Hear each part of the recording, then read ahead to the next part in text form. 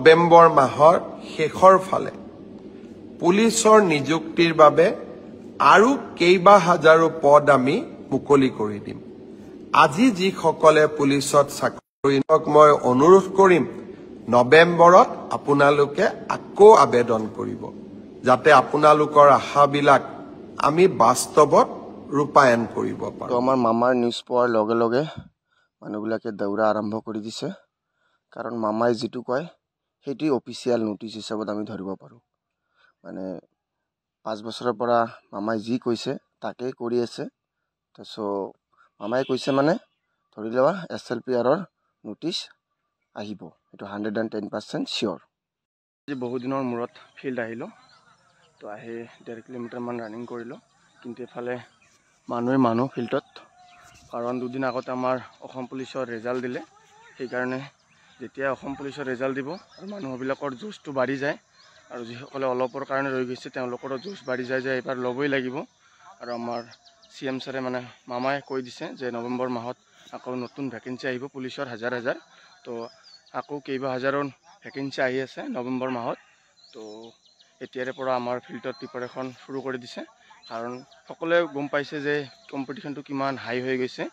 কাৰণ মানে বহুত লাখ মানুহে এপ্লাই কৰে আৰু লাখ মানুহে ইণ্টাৰভিউ দিয়ে।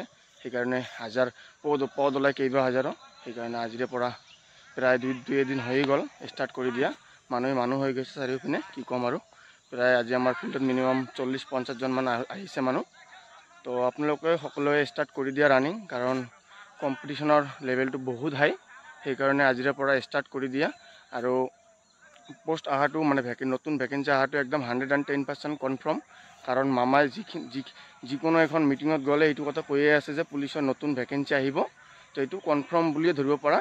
নৱেম্বৰত আহিব বুলি কৈছে, নৱেম্বৰৰ লাষ্টৰ ফালে আহিব, কাৰণ অক্টোবৰৰ 25-26 যিখিনি অসম পুলিচ হৈ গ'ল এইখিনিৰ এপইণ্টমেণ্ট দিব, আৰু আমাৰ নৱেম্বৰ মাহত নতুন ভেকেঞ্চি আহিব। তো সেইকাৰণে আজিৰে পৰা প্ৰিপাৰেশ্যন শুৰু কৰি দিয়া। আৰু অকল ৰানিং কৰিলে নহ'ব, যদি একদম পুলিচ হ'ম বুলি ভাবিছা তেনেহ'লে ৰানিঙৰ লগতে লং জাম্প আৰু লাহে মানে এক্সামৰ প্ৰিপাৰেশ্যনো কৰিব লাগিব, কাৰণ এক্সামটো বহুত হাই হৈ গৈছে আগৰ তুলনাত। তো এইখিনিয়ে আছিল ক'বলগীয়া।